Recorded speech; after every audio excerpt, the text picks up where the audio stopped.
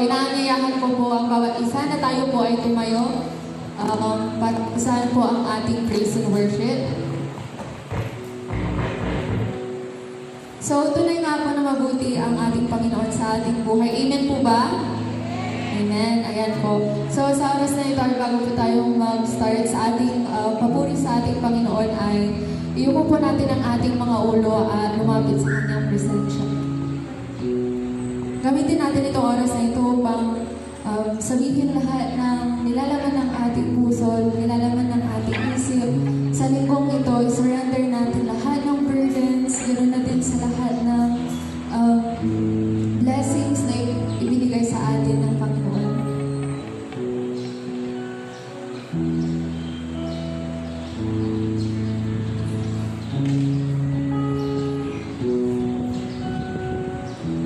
Yes, Father God in heaven, we continue to praise you and worship you this morning, Father. Maraming salamat po sa lahat ng blessings in this week, Father God. Maraming salamat po sa lahat ng trials that you gave to make us stronger each day, Father. Maraming salamat din po sa mga tao tumutulong sa amin, Father. Ganun na din po sa mga nananakit sa amin. Maraming salamat po sa binigay niyong pagkakataon upang papurihan ka muli namin, Father God. Sa oras na iyong ibigay, para ibigay namin lahat ng papuri at pagsamba sa iyong banal na pangalan. Lord, at this moment, I pray that you guide each and every heart that is present right now. Manawa ikaw lamang po ang siyang isipin at wala ng iba. Remind us, Father God, that this is our safe place, that we could unload all of our burdens in this place because you are here not to judge us, but to love us for who we are, Father God. You have loved us with an everlasting love. And we will continue to thank you for that.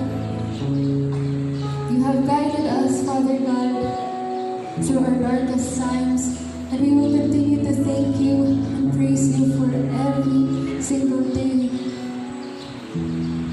We glorify you in each actions. Lord, sa oras na ito, hayaan niyo po kami.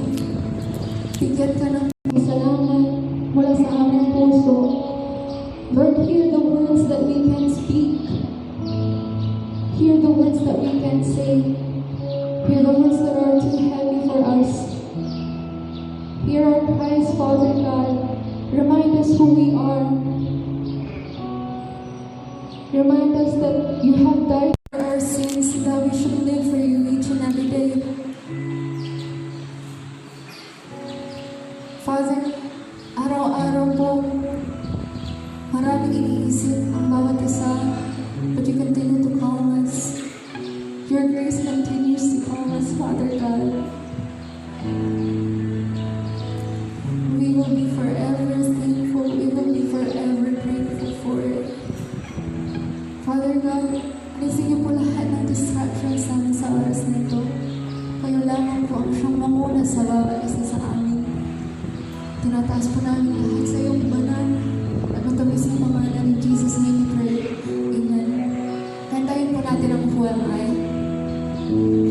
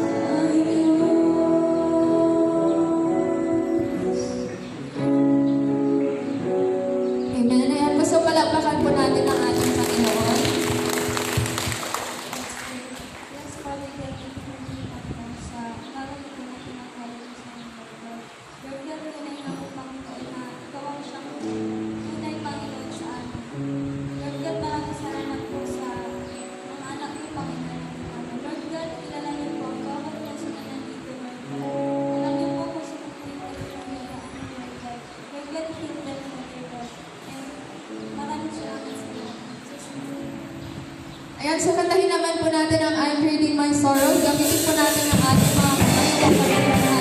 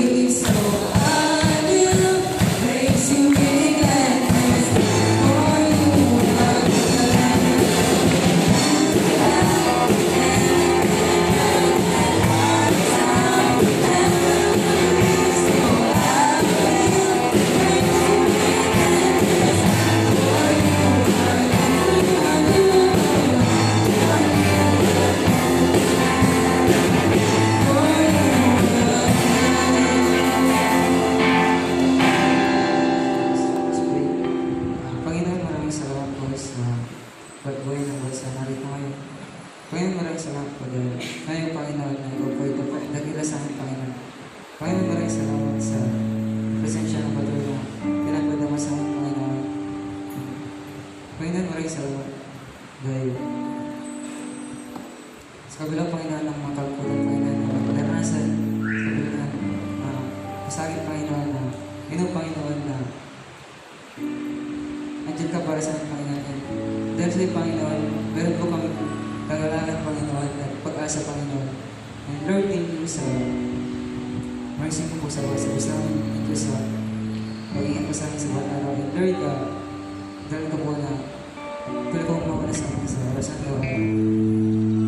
At tinatulungan ng po kayo, Panginoon, na wala po kami ibang naisip kundi ko lang na kumprihan sa buhay sa bakit, Panginoon. Sa grace. Kaya sa susunod po nating kanta ay sinasabi dito, I will keep my eyes above the waves. When oceans rise, my soul will rest in your embrace. Throughout the disasters and crises that we face in life, I think this song may be a reminder to each and every one of us na our feet may fail, but our God will never. Kantayin po natin ang oceans.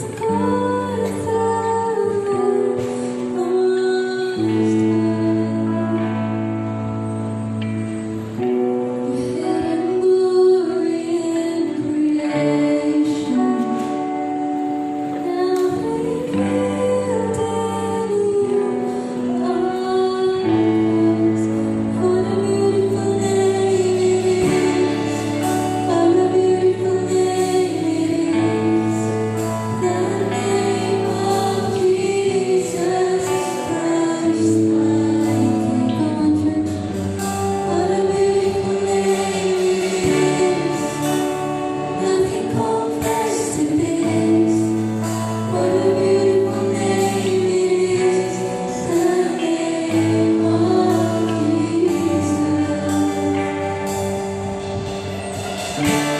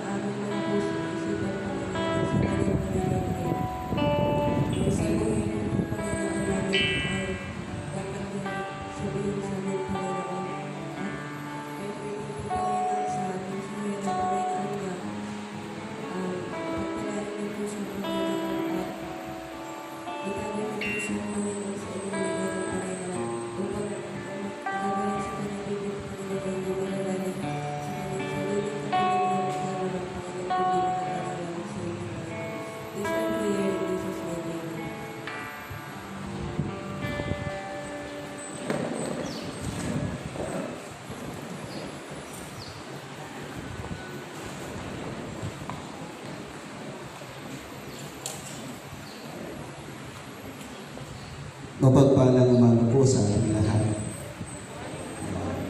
Purihin ng Panginoon at napakabuti po niya sa atin. Amen? Ako po ay naniniwala na sa gitna ng pandemic, hindi na napapabaya ang Panginoon. Dahan-dahan na rin po tayong, ano ba tawag natin? Dahan-dahan na po tayong medyo bumabalik sa normal. Yan. Sabihin mo nga dyan sa katabi mo, normal na normal tayo. Yan, parang umiti naman muna yung katabi mo. Ano po? Parang naman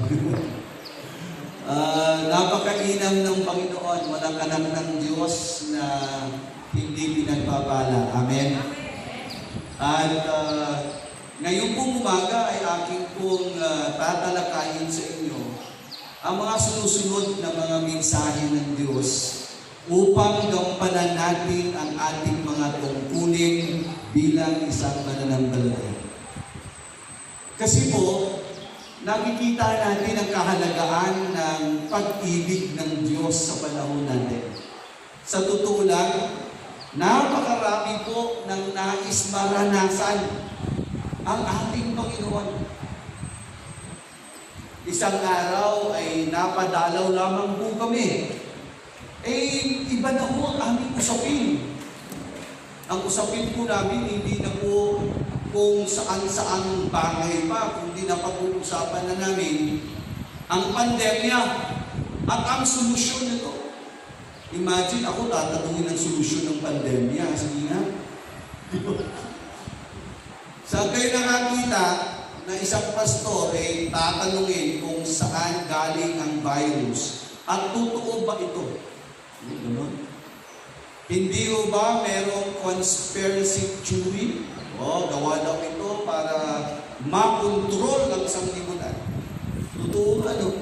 Napansin niyo po ba? Pero hindi ko naniniwala na gano'n-gano'n na.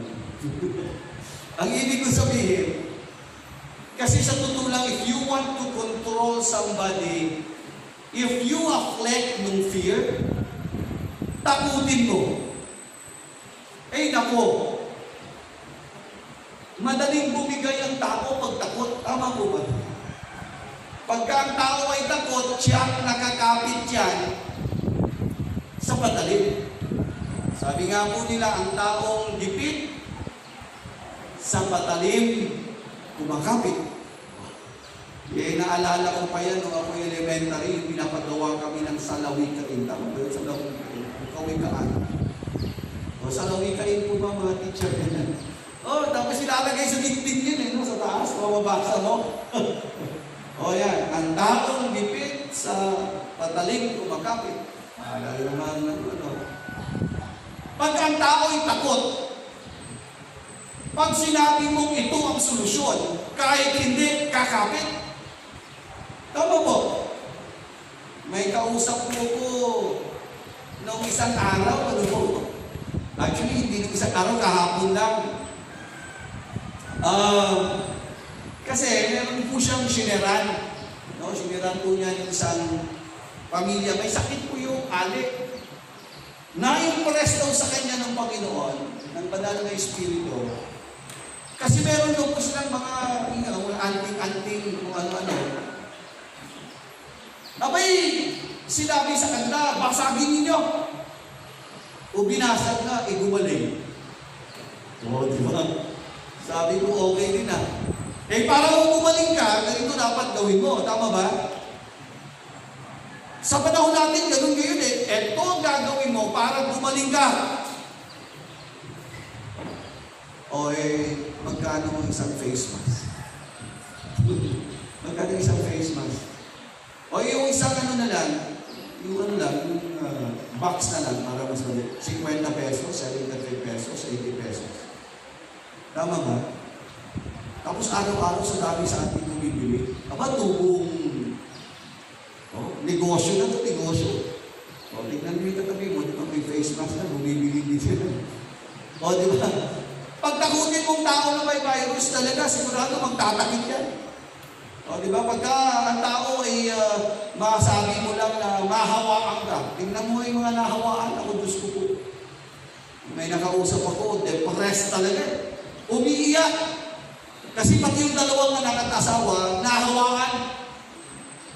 Yung kanyang pamilya ay asymptomatic, siya naman ay symptomatic. Kaya nga nahawakan eh.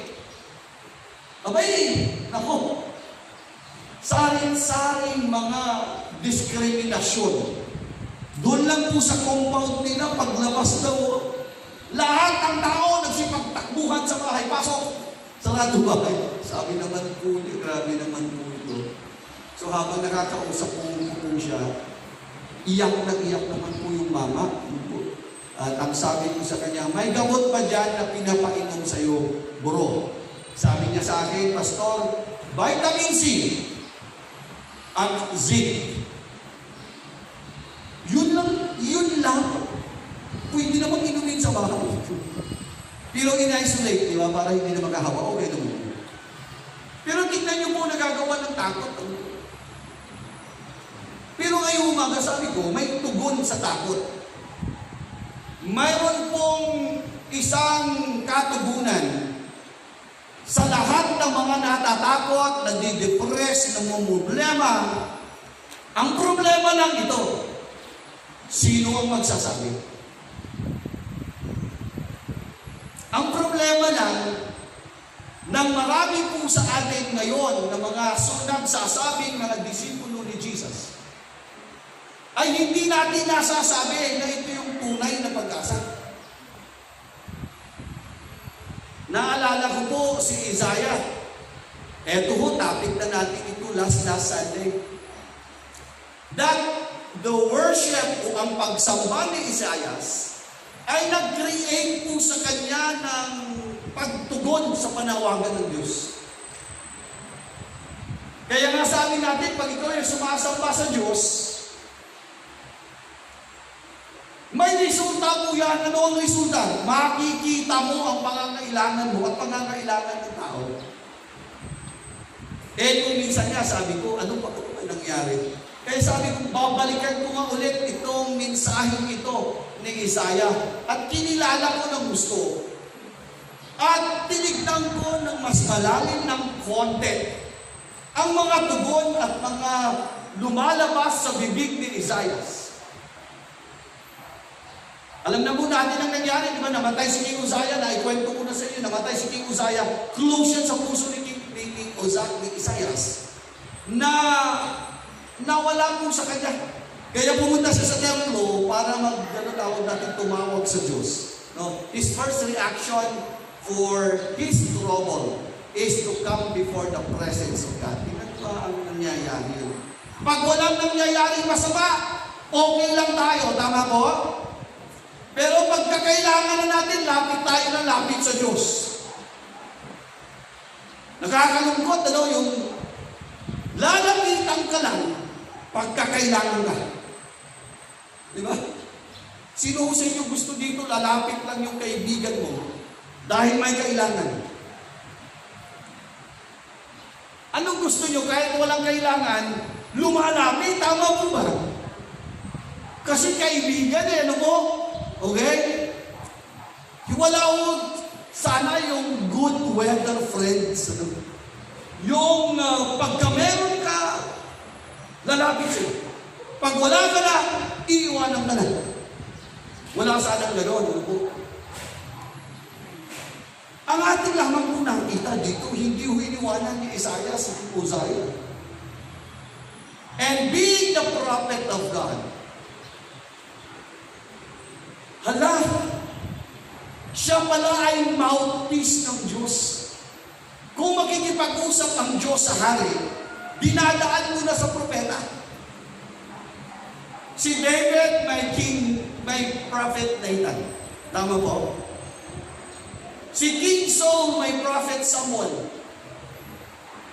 Napapansin niyo po yun? Kasi bago makarating ang salita ng Diyos sa mga hari, dumadaan muna ang salitang yun sa propeta. Ayan. At sa kanya pagkakilala sa Diyos sa panahon ito, may tugon siya. May sagot. At gustong-gusto ko ang sagot niya. Ito ang sagot niya. Nandito ako, Panginoon, isugo niyo ako. Amang banal na nasa langit, kami po'y lumalapit sa inyo na nagpapasalamat sa inyong salita ngayong umaga. Pagpalain niyo po ito upang makita namin ang aming mga sarili at mga bagay na dapat namin bigyan na mas mahalagang pansin. Upang, Panginoon, hindi kami magkakamali sa ginagawa namin. Upang sa aming ginagawa, O Diyos, ay mapurihan po namin kayo. At maraming mga tao ang kikilala sa iyo bilang Panginoon na pinapaglumas. Panginoon, samahan niyo po kami at pagpalain ang inyong salita.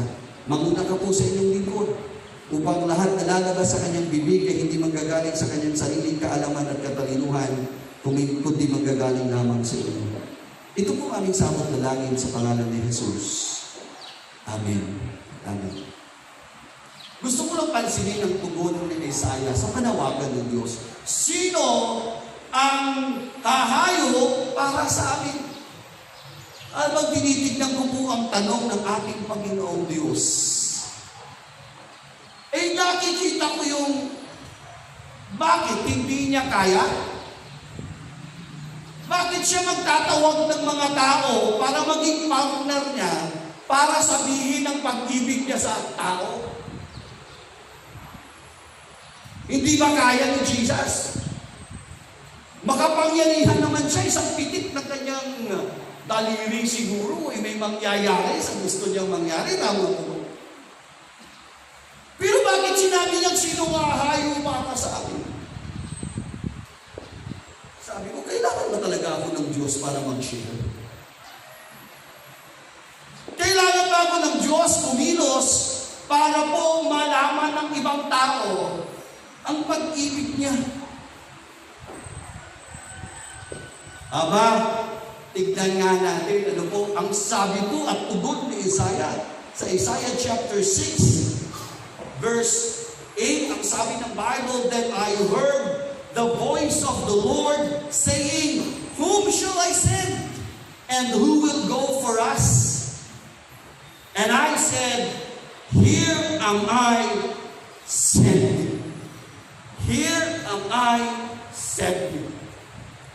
Unang-unang tugon na nakikita ko kay Isaiah, ano po? Ulitin ko po. Yung tugon sa panawagan ng Diyos upang makilala ng tao si Jesus Christ na tanging pag-asa ng sanglibutan. Tanging pangangailangan upang mapuno ang puso ng tao. Kasi kahit anong hanap natin sa kahit kanino, at kahit tambakan tayo ng napakaraming pera, kahit napakarami pa ng kaibigan natin at kakampi natin sa ibabaw ng lupa, kulang at kulang yan at hahanapin natin ang kakulangan na yan. Dahil hindi mapupuno ng kahit pino ang iyong kasiyahan, kapatid. Si Jesus Christ lang. So itong pag-asa ito, mga kapatid, ang pagtugon at pagkakilala ni Isaiah ng pangangailangan ng tao sa Diyos. Sinabi niya, nandito ako, isugo ko. So nangangailangan ng tao, kailangan may isusugo. Okay? Now, ito nagustuhan ko kay Isaiah. Nung sinabi niyang, nandito ako, sa aking pagkakaunawa, para bang sinasabi ni Isaiah, Lord, napakataas mo, napakagaling mo, puno ka ng pagmamahal, ang kailangan mo ay kumilos ako. Yes, Lord, I am willing. Sabihin mo nga dyan sa katabi mo, I am willing. Lakasan mo, I am willing.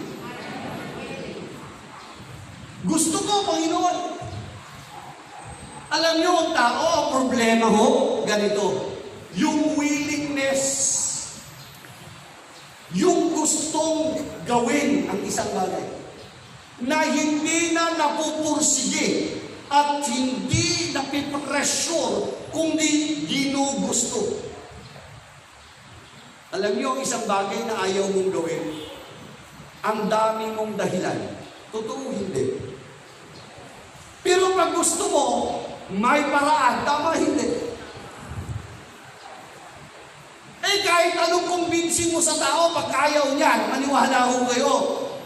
Kahit anong gawin mong maglululuhod at maglulupasay ka, kung ayaw niyan, lahat ng uri ng dahilan, mapapakinggan mo. Ayaw nga eh. Tama? Bakit nga pala talaga hindi tayo willing? Ano kaya ang pinakamatinding dahilan? Bakit marami sa ating kasamang tumuko, bakit hindi kaya tayo willing talaga? Kasi ang hirap ng salitang willing eh. Yung bang kahit mahirap, kahit against my will, kahit hindi ko gugusto, kahit, ano ba tawag natin doon? Kahit na opposite sa gusto ko. Pero dahil gugustuhin ko yan, di bali na yung gusto ko, masunod lang ang gusto mo.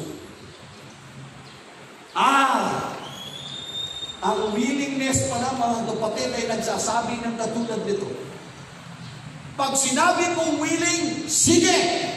Hindi man ako maging masaya, masasaktan man ako dyan, magpapasakot pa rin ako kasi gusto ko. Ang tao kasi ganito. Maniwala kayo sa hindi. Experience natin itong lahat. Ayaw talaga natin magpasakop sa kalooban ng iba. Hello? Ayaw talaga natin. Bakit? Kasi may sarili tayong pagkakaalam eh. May sarili tayong kinikita at tinitignan na akala natin totoo at maganda. Kaya ayaw natin magpasakop sa gusto ng Diyos eh. Eh bakit? Kasi may nakikita ka na mas magaling kaysa sa iniisip ng Diyos. Ano? Ano? Andyan po kayo. Sige nga, bigyan ko na lang kayo ng mas madaling intindihin medyo ano siya. Yung simple-simple. Young people, makinig kayo sa akin. Ang nasa isipan ng mga magulang ninyo, makapagtapos kayo. Tama? Tama? Sino dito magulang sabi sa kanya mga anak, ayaw ko magtapos kayo? O kita nyo? Bakit? Kasi nakikita natin pag nagtapos sa makapagtrabaho. May alam. Tama mo ba? Yun ang gusto ng nanay, kaya dapat huwag mo nang asawa agad, boyfriend mo na. Asawa naman agad. Ang bilis nyo. Di bang huwag mo nang mag-boyfriend o mag-girlfriend? Yun yung maganda, tama ba? Tama ba ako makakita? Yun talaga kasi ang nakikita natin, maganda. Alam natin na pag maaga mag-asawa, problema. Tama? Pero tignan nyo ha. Ang hirap aminin ng mga anak. Na tama ang sinasabi ng nanay. Kasi may gusto ako. Labis ko siya. Kahit ano ang gusto nyo. Wala kayong magagawa. Tama ba ako mga young people? Hello, young people. Amen? Kasi nakikita mo lang yung saya mo ngayon. Ano? Ang nakikita mo ngayon, yung ganda ng iyong pakiramdam. Hindi mo na tinitignan kung ano meron doon sa banda dulo. Kaya mahirap magpasakop sa iniisip ng iba. Kasi bakit? Kasi mas maganda ito at alam kong dito ko masaya.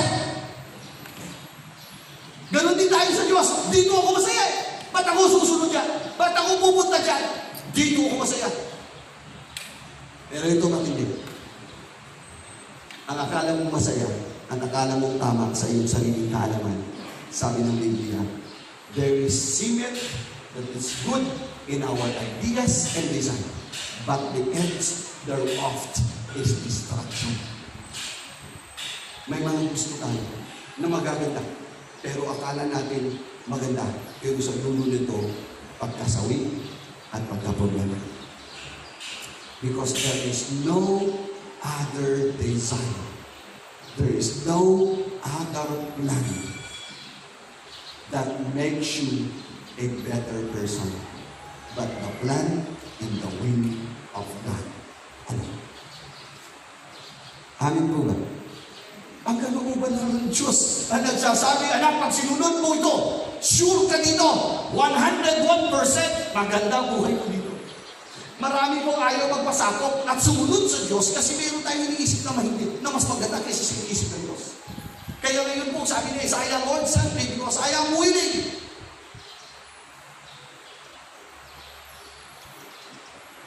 Gusto ko humayo. Gusto ko magkwento ng pag-ibig mo. Gusto ko. Willing. Pangalawa, nung tinugon ni Isaiah, sinasabi ng ating Panginoon, panawagan. Sino nga kayo para sa amin? Hindi niya lang siguro sinabi, Lord, gusto ko. Sinabi niya rin, Lord, available ako. Sabihin mo nga dyan sa katabi mo, available ako. Di ba? Alam nyo, sa totoo lang, pagsalitang available, ready to be used anytime. Pag sinabi po natin available, ready to be used anytime. Lord, gusto ko, kaya I'll make myself available. Hello? Eto ha, kahit anong galing ng tao, pag hindi available, hindi mapakinabangan. Tama po ba? Hindi ko pa iniiyak kung tama ako dito, pero sabi nila tama daw doon. Kahit anong galing ng tao, kahit anong sipag ng tao, kung hindi lang din available sa gawain ng Diyos, hindi mapapakinabangan niya.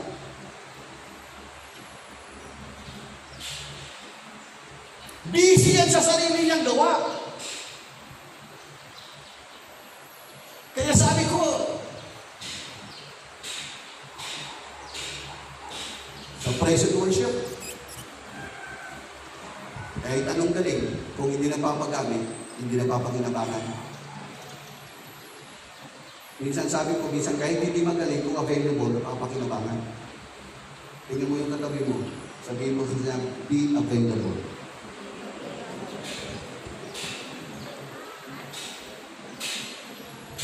Ito yung kasiyahan ng pagsunod sa Diyos. Yung mararamdaman mo, alam niyo po ba, napansin niyo po ba? Bakit ito naganap ang Diyos ng tao na gagamitin niya? Bakit po? Na dapat available.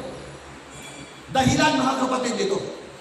Because the best person that can share the love of Jesus Christ are those who experience it in their own lives. Madaling mag-share ng pag-ibig ng Diyos kasi naranasan mo. Ano? Naranasan mo pa ba tayo mo ikwento? Mas paniniwalaan ka kasi naranasan mo. Ang hirap paniwalaan ang isang kwento na kwento lang ng iba. Pero anong ginagawa mo sa kwento ng Diyos? Anong ginagawa natin sa kwento ng Diyos? Ng pagmamahal at pagtatanggap sa mga taong kahit anong kasalanan ay pinapatawad at tinatanggap kahit anong pagkakamali. Yan ang kwento natin. Imbis na gagamitin natin ang ating Facebook sa TikTok, pwede bang sharing of the word? Ano po? Naku. Imbis na gagamitin natin ang salita ng... Ano bang salita? My day. My day ba yun? At the moment. Post ka ng post. Pwede ka ba mag-post ng pag-ibig ni Kristo? Huwag naman puro patama at hugot. Ang galing mo magpatama at maghugot, wala kang ginagawa sa naranasan mong pag-ibig ng Diyos. Sabihin mo, pag-ibig ng Diyos. Hello? Sabihin mo nga dyan sa katabi mo pag tinamaan ka, praise the Lord. Pinakausap ka ng Lord, ama. Imagine ano po, kung sabihin mo doon, for God so loved the world, that He gave His own. Ang ganda ng verse, ako sa baba. Are you willing to be saved today? God will give you eternal life. Gusto mo ba? Mga ganun ba? Pag nagbasa yung kaibigan mo, na matagal ka nang hindi nakita ba? Itong aking friend. Oh. Eh ngayon maraming online.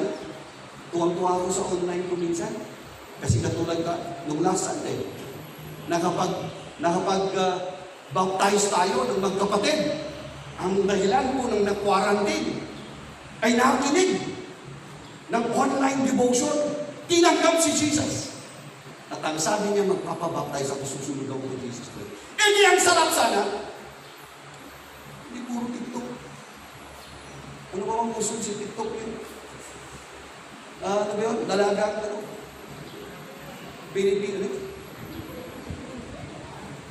Ano ba? Dalagang Pilipino? Talagang Pilipina? Dalagang Pilipino ba yung kinakanta? TikTok din yata yun, di ba? Meron yun. Kaya sabi namin, ang ganda kayo eh. May gano'n na kayo eh. Yung isang karaming sama namin, sabi niya, Pastor, bagong version na yan. Ano ba naman? Nanganak, Peace Santo. Amen. Sabi ko, okay na rin. Binago mo yung TikTok. Pinupost ko gano'n. Are we willing and are we available? Are we available? Are we willing to give up something in our busy day para lamang masunod at maranasan ng iba ang naranasan mo? Huwag kang busy sa kung ano-ano muna. Panahon ng pandemic, depressed ang mga tao. Kaya nga sabi ng isang kaibigan ko, ang susunod na gagawin natin ay hindi palakihan ng isolation facility. Sa susunod ay gagawin natin palakihan ng mental hospital. Because people are depressed. Walang trabaho. May hinuhulugan. 3 araw lang pumapasok sa isang linggo. People are depressed. Pag nag-positive pa, mas lalong na-depressed kasi akala nila sumalangit lang ang kanilang kaluluwagan. Pero ang solusyon, yung naranasan mo kay Jesus. Ang solusyon, ang pag-asa, nasa kamay mo, naranasan mo si Jesus. Sabi ni Isaiah, kailangan ng tao doon na makilala kayo. Willing na willing ako doon. Kita ko ang kailang pangangailangan. Ngayon, gagawa ko ng paraan. Hindi mahalaga muna yung mga dati kong ginagawa. Ang mahalaga ngayon, ang oras ko, magamit ko para sa inyo. Dahil sa totoo lang, kahit anong galing mo, kahit anong kaya mong gawin, kung hindi ka available, hindi ka kapaki-pakinalan. Sabihin mo dyan sa katabi mo, kapaki-pakinalan.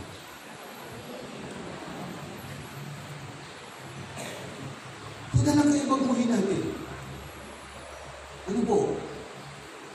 Walang dahilan para hindi gawin. Kasi willing, gagawa ng oras. Tama po ba? Mamaya may training na naman tayo ng 2:00. Naturuan natin ang mga young people at adults na mag-share ng salita nito. Tapos ngayon, how to live a simple Bible study. Bakit? Kasi sa dami ng mapupuntahan natin, dapat ang nagba-Bible study, hindi lang si pastor.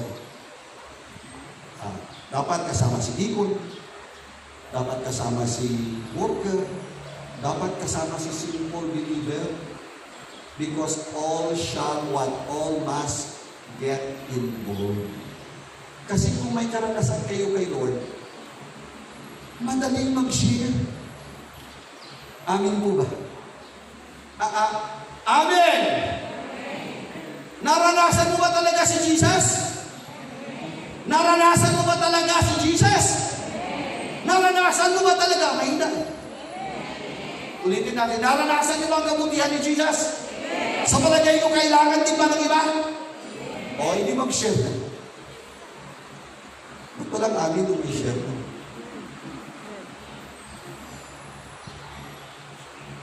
Ngayon po sabi ko nga, malapit na ako matapos.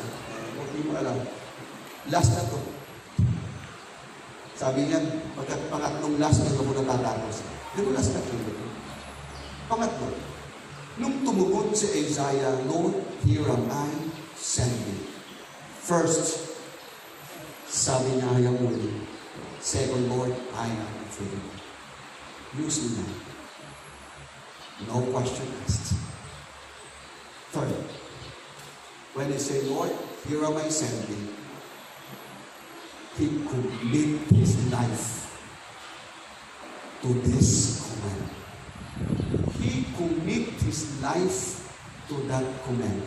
Christians, we need to be committed in the last commandment of the Lord Jesus Christ to be our first priority. We are supposed to obey that last command. It is so important. Napakahalaga po yan. Ano po mga kapatid? Kaya kung hindi mo ginagawa yan kapatid, ang utos ng Diyos, go and make disciples, baptizing them in the name of the Father, the Son, and the Holy Spirit, teaching them to observe whatsoever I have commanded you, and do I am with you always at the end of time. Listen to this. It was commanded to all believers. Let me repeat this. Inutos yan sa lahat ng mga mananampalataya. Hindi po sa 12 apostoles. No. 11 apostoles, patay na pala yung isa. Udas eh. Ano po? Pinalitan ni Matatayas. Ano po sa Book of Acts? Hindi natin na lang 12. Pero muli na buhay si Jesus Christ. Bago siya bumalik sa langit, sabi niya, umayo kayo, gawin yung alangkad ko. Now, if you read ng 1 Corinthians, sabi ko ng Bible, before Christ resurrected, or before Christ ascended into heaven, He commanded to at least more than 500 disciples. Meaning Christ is talking to his more than 500 disciples before He went into heaven. Commanding them to what? Go and make disciples. Therefore, ang making disciples and evangelism is not the work of the pastor only. Sabihin mo nga dyan sa katabi mo, trabaho din namin ito. Nakasan mo nga, trabaho ko rin ito. So, ibig sabihin po, kung ikaw ay disciple, kung ikaw ay disciple, ito po yung posibleng mangyari. Pag sumunod ka, totoo. Pagka hindi, alanganin ka. Dalawang uri ng Kristiyano daw, obedience at saka disobedience. Kristiyano, dapat sumusunod sa utos ni Jesus. Pagka Kristiyano, hindi sumusunod sa utos, suwain na Kristiyano. Sabihin mo nga dyan sa katabi mo, wala din yan. Lahat po tayo ay nais gawin ito. Tama po? We started new Bible study. We keep sharing the Word of God right now. Nakakatuwa po eh. Pwede bang tumayo ang mga tagapangkin, please?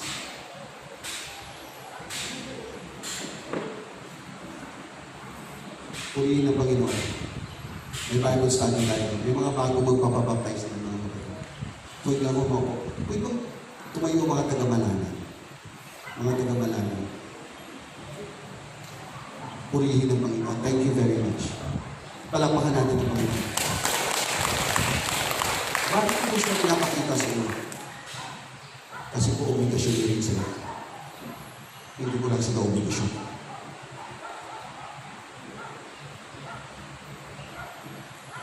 Ang hamon ko sa inyo ngayong umaga, simple lang mga kapatid. Sabi ng Bible, hindi sabi ni Pastor Bert. Huwag na kayo maniwala sa akin. Maniwala ko sa Bible. Kung ayaw mo sinasabi ni Pastor, wala akong magagawa. Pero kung gusto po ninyo, gawin ninyo kung totoo kang disciple. Masakit po no word. Pero ito. Ang disciple ni Jesus Christ, nag-share ng pag-ibig ni Jesus. Nagtuturo ng salita ni Jesus. Amen? May kasama ba ako dito? Malakas na amin sa gusto ko sumama sa gawain ng Diyos. Malakas na amin. Yung gustong sumama, gusto, available, at committed. Pag sinabi ko committed, kahit ano mangyari, sinusunod ang sinasabi ni Jesus. Sige nga, ulitin natin.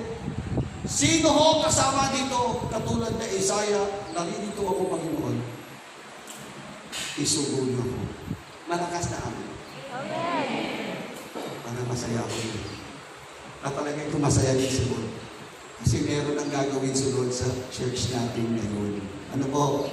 Ano po? Amen? Amen? Naniniwala ako may gagawin si Lord sa church natin ngayon. Lalong-lalo na pagkasama ka. Yung nga na sa katabi mo, nakasan mo, sama ka. Nakasan mo sa katabi mo, sama ka na. Yan. Purihin ang Panginoon.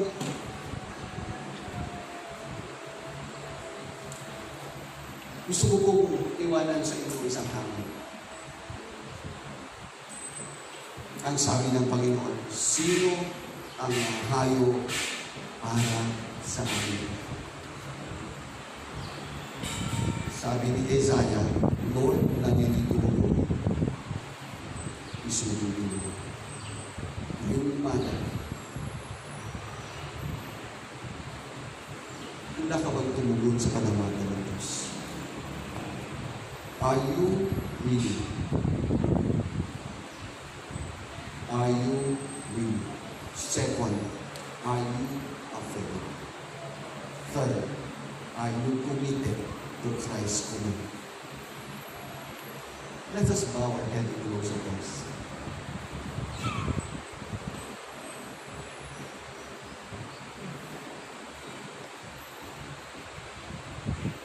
Mga kapatid, naman kayo po ang ulo ng kapatid ng mga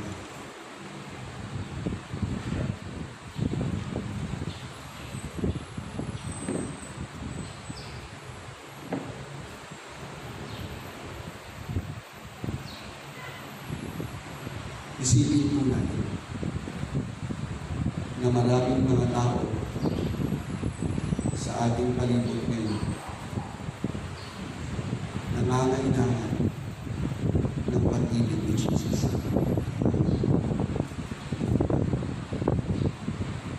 Maraming dumadako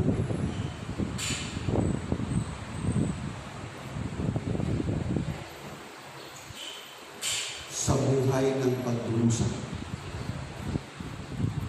Ngunit wala tayong ginagawa.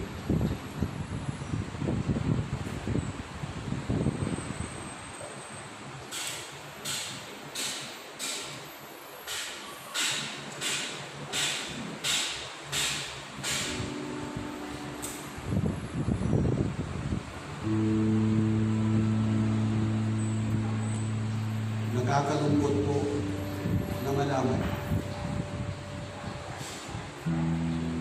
sa tuwing hindi ka kikilos at hindi ako kikilos, marami ka dapat ang tatanggap. Marami pa sanang kikilala kay Jesus bilang Panginoon at Tagapagligtas.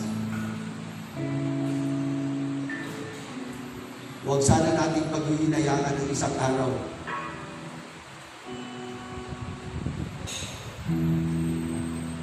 Huwag sana natin paghihinayaan ng isang araw na meron ka palang magagawa para mabago buhay ng iba, pero hindi mo ginagawa. Huwag mong hayaan, kapatid.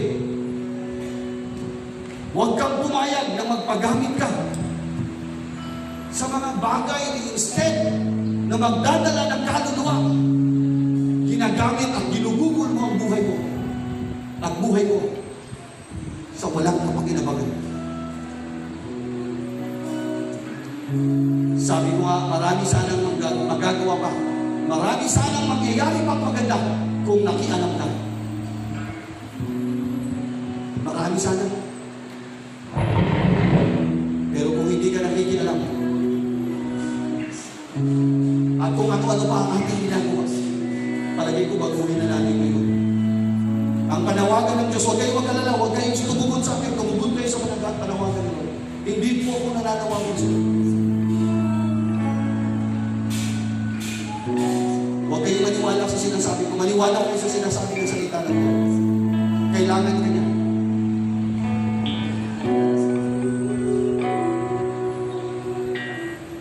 Iwasan mo na ang paggamit ng sarili mong oras sa walang pakinabangan. Gamitin natin sa pag-share ng pag-ibig ni Jesus. Dahil maraming nag-aantay sa iyo, kapatid. Baka isa dyan kapatid mo sa Panginoon. O kapatid mo sa laman. Isa dyan baka kapatid mo. Isa dyan baka pinsan mo. Isa dyan baka kamag-anak mo.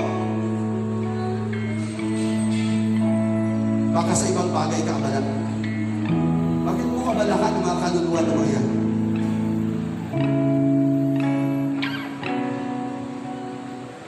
Tayo din patuloy na umuko ng ating mga ulo. Ang panawagan, kapatid, sino ang hayo para sa amin? Sabi ni Isaiah, naririto ako, isugo.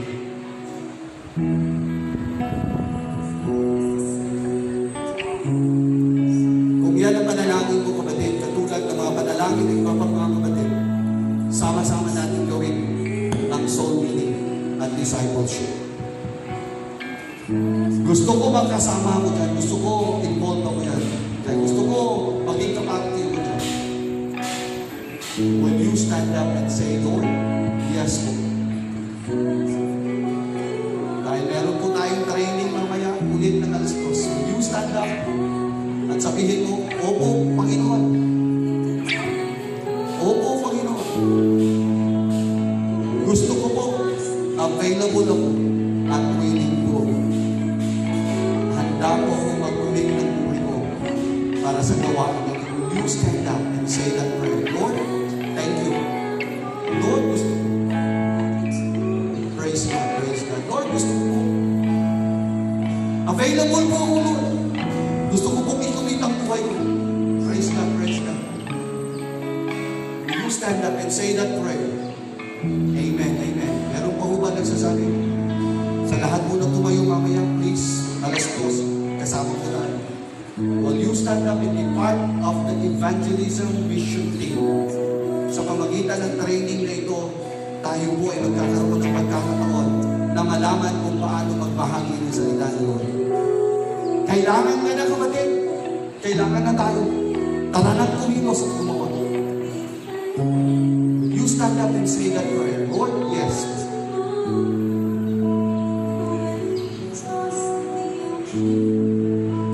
Meron pa ba nagsasabi mo po, Panginoon?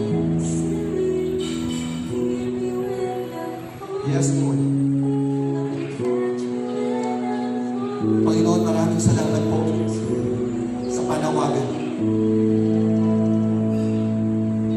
Ang sabi nga ninyo, marami ang trabaho, kukunti ang manggagawa.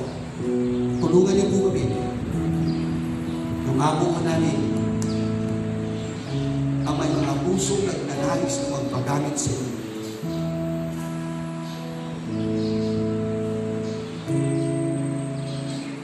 Samahan niyo po ang aming training mamaya alas 2. Samahan niyo po ang mga matututo. Samahan niyo po ang iglesia nito, Panginoon, na ma-refocus namin ang aming mga attention sa totoong vision ng iglesia. Ang mag-soul winning, mag-discipleship, at mag-train ng ibang mga tao ang magsimula ng bagong iglesia. Samahan niyo po kami, Panginoon. Mahina po kami, wala po kami magagawa po pag wala po kami. Samahan niyo po ang bawat isa sa amin ngayon. Ito po aming dalangin sa matamis sa pangalan ni Jesus. Amen and amen. God bless.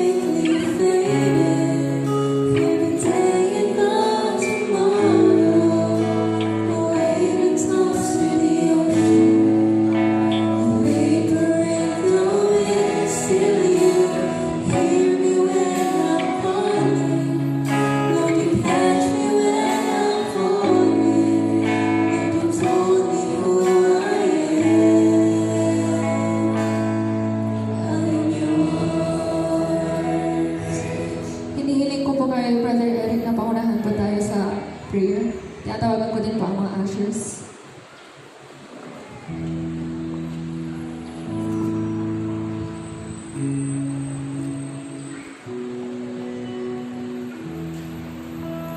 Okay, tayo lahat po ay manalangin. O dakilang Diyos sa umagang ito. Tunay nga po, Panginoon, napakabuti niyo po sa amin. Kailanman, Panginoon, ay hindi ka nagkulang. Kayo po ay palagi nandyan at palagi mo kami ginagabayan. Opo, Panginoon, sa umagang ito. Napakaganda, Panginoon, ang iyong paalala sa bawat sa amin. Na kailangan po namin ng lumabas at mag-share, Panginoon, ang bawat ginawa niyo po sa bawat buhay po namin. Batid niyo po, Lord, ang aming puso at isipan na kahit po wala pong nakakakita po sa amin, patuloy po kami nag-witness, pinapakita at sinasabi, Panginoon, sa mga tao na aming kilala ang iyong dakilang pag-ibig kung paano niyo po binago ang bawat buhay po namin, kung paano ka kumilos sa kaligtaan po ng mga pagsubok. Patuloy po naming binabahagi, Panginoon, ang iyong dakilang pag-ibig sa bawat tao, Panginoon, na hindi ko nakakilala po sa inyo. O Panginoon, sa oras na ito, ikaw lamang, Panginoon, ang nakakalam ng bawat laman po ng aming puso't isipan. kahit po wala akong nagtutulak po sa amin, patuloy ka naming paninilbihan, patuloy po kami maglilingkod po sa inyo, at patuloy po kaming magbibigay po sa inyo ng kapurihan at pagsamba sa iyong dakilang pangalan. O Panginoon, sa umagang ito, dalangin ko Panginoon ang iglesyang ito.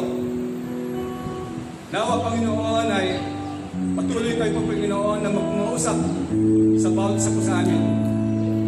Nalisin niyo Panginoon ang lahat po ng mga pagkukunwari, lahat po ng mga bagay na hindi ko kaaya-aya sa inyong harapan. Alisin mo Panginoon ang pag-ugali na kami po ay tuwing linggo lamang Panginoon na tinatawag na Kristiyano. Subalit sa labas Panginoon, ang tingin nila po sa amin ay hindi po tulad ng inyong pagtingin sa bawat isa po sa amin. O Panginoon, sa umagang ito, pati niyo po Lord ang kondisyon po ng aming iglesia. Nawa Panginoon ay kumilos ka po magmula po sa mga leaders po ng iglesia ito down to sa mga membro o God. So Lord God, sa umagang ito, maraming salamat po sa iyong challenges sa bawat isa po sa amin. Patuloy mo Panginoon na gamitin Panginoon ang bawat isa po sa amin. Patuloy kayo Panginoon na umusap din po sa lahat po ng aming mga bisita. At nawa Panginoon, tunay na kayo po ang siyang makilala nila ng lubusan bilang Panginoon at tagapagligtas nila. Purihin po Lord ang ngalan mo sa umagang ito. Salamat po Panginoon sa inyong mga salita at sa inyong paalala ninyo sa bawat isa po sa amin. Pagpalain niyo din po Panginoon ang lahat po ng aming mga negosyo, maging sa aming mga trabaho. Ito po inyong patuloy na pagpalain. Ibalik po Panginoon ang siksik tiglig at umaapa Panginoon sa bawat anak po ninyo na naging tapat po sa inyo sa kabila po ng hindi po kami tapat sa inyo. O God, salamat po Panginoon sa pagiging ito. Sa pangalan ni Jesus. Mari na po tayo po.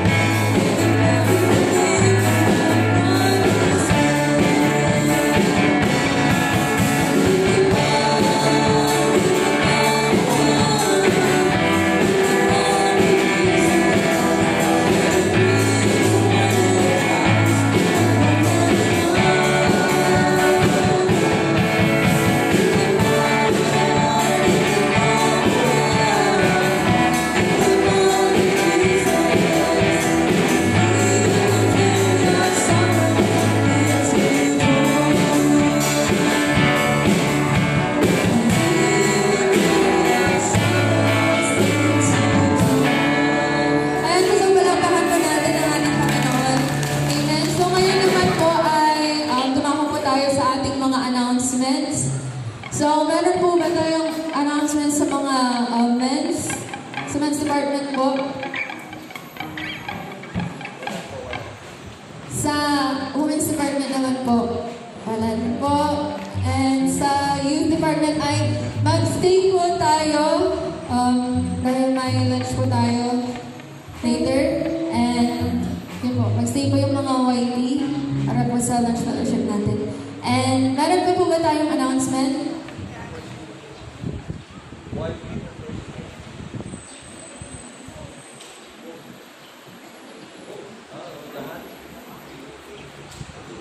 Both po. So, praise and worship. Tapos, young people po, yung magsistay mamaya for our lunch fellowship. So, kung wala na po tayong announcements, ay dumako po tayo sa mga bisita. Sa si Sister Jenny Lynn Cervantes. Basta pa lang naman po natin yung buhay. Welcome po. Si Brother Renante Cervantes po. Ayan po. So, welcome po sa ating church. So, may bisita po ba tayo? Natasha Barbon. Si Natasha. So, si Sister Natasha Carbon po. Ayan. Welcome po sa ating church.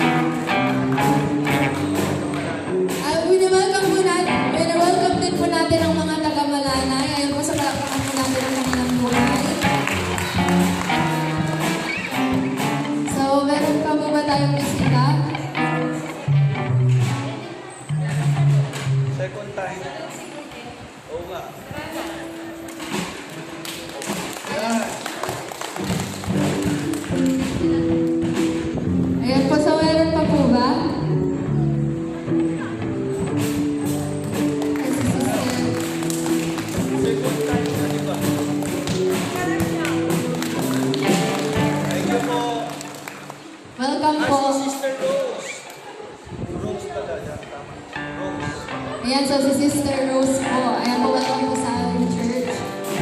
So, meron pa po ba tayong bisita?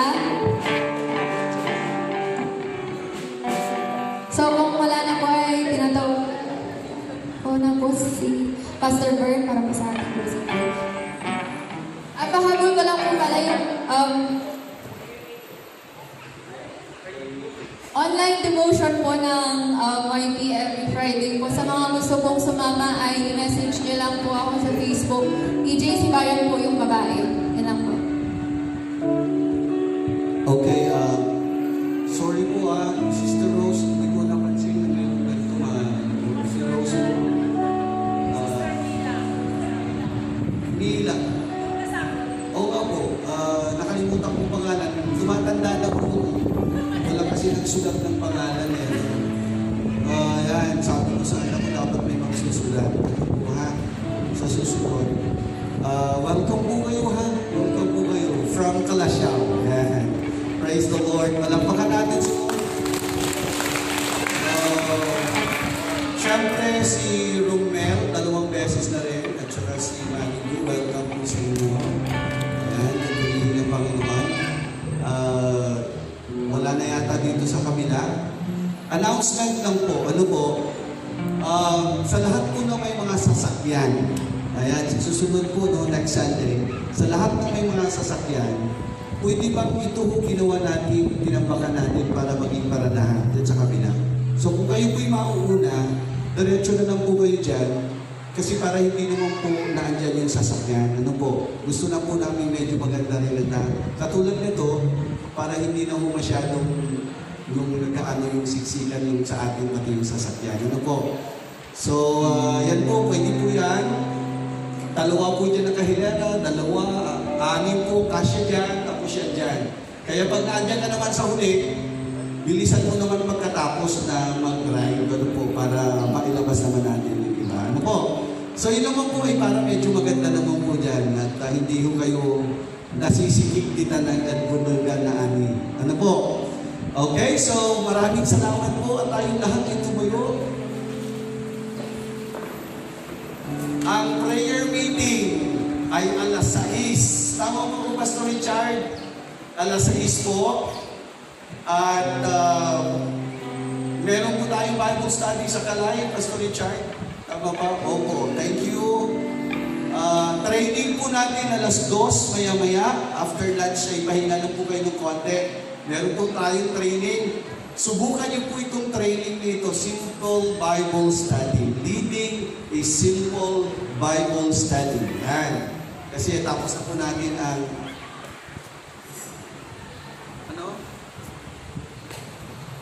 Music team. opo, alam ko may meeting ng young people sa music team. Tama ba? Okay. So, yan. Salamat po lahat ng mga member ng music team. Please attend. Tapos po, mamayang 2 p.m. Okay? So, purihin ng Panginoon. Tayong lahat ay manalangin at lumapit sa Panginoon. Amang Banal, maraming salamat sa pagkilos niyo po sa aming iglesia.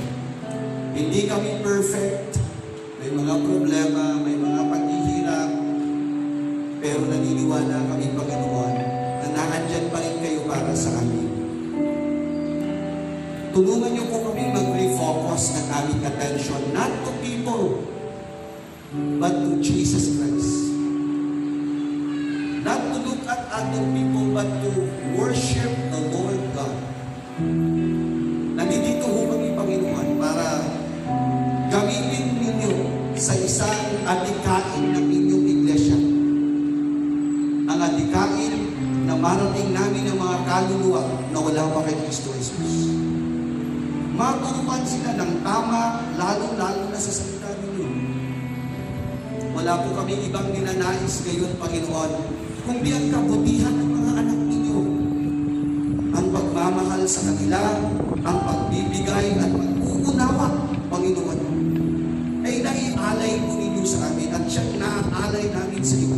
Tulungan niyo po kami mag-acknowledge at mag-appreciate upang sa gawain namin ito, Panginoon, ay ang tanging maitaas kayo lang. Hindi si Pastor Bert, mahina ako, O Diyos. Pero nandiyan kayo nagpapalakas. Hinahayaan niyo akong tumayo kasi naniniwala ako, Panginoon, ay binabangon mo kami. Samahan niyo po ang mga kapatid na wala dito. Ingatan at bantayan sa mga kapatid na nasa banig ng karamdaman sa pangalan ni Kristo Jesus. Panginoon, ninyo po silang pagdalingin. At ang sino man po, Panginoon, na ngayon ay nasa gitna po ng problema at kahirapan, sa pamagitan ng iyong banal na Espiritu, sa pangalan ni Kristo Jesus, punuan niyo, Panginoon, ang mga kailangan.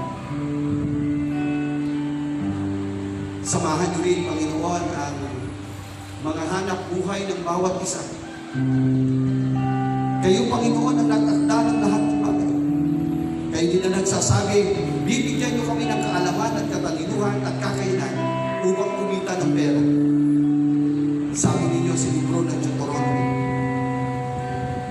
Hayaan niyo, Panginoon, na sa oras na ito kami hahayo, uuwi sa bawat tahanan namin, dala po ang pag-asa na dala ng pangalan ng Kristo Jesus.